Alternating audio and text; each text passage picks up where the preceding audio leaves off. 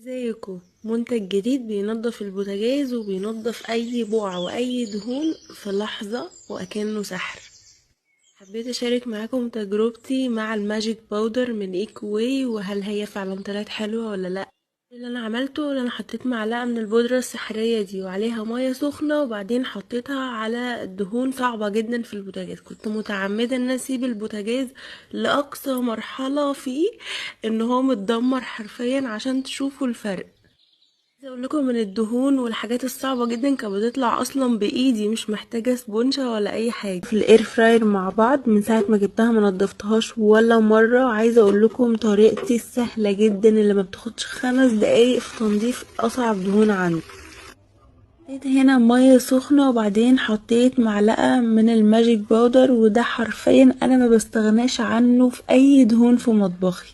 استنيت هنا بالظبط 5 دقايق وبعدين اتأكدت ان كل حاجة اتشالت من مكانها والدهون كلها وقعت من الاير فراير.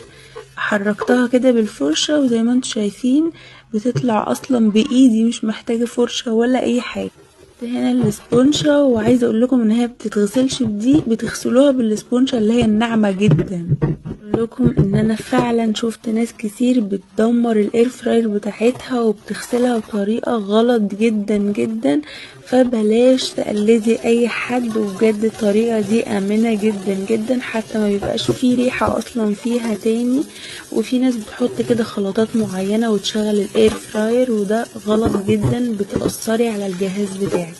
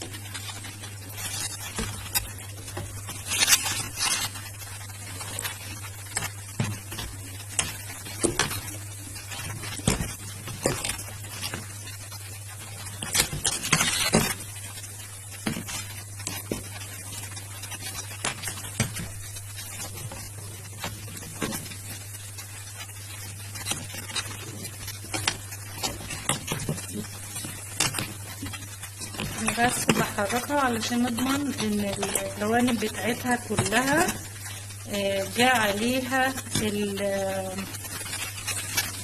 المسحوق ببودرة الماجيك. انا حطيت من الماجيك باودر، فبحركها. ده الدرج بتاع الاير فراير زي ما انا صورته الشكل بتاعه، فقلت اجرب عليه الماجيك باودر. اصلا شايفين المية بدأت اصلا تتلوث ازاي. انا هسيبها برضو لحد ما المية تهدى، وعشان برضو ما اطولش الفيديو، وهوريكم وانا بنضفها. خطوة واحدة هتحافظ على غسالتي الجديدة. مهم جدا اننا ما ننساش التنظيف العميق الشهري للغسالة، لان ده هيطول عمرها.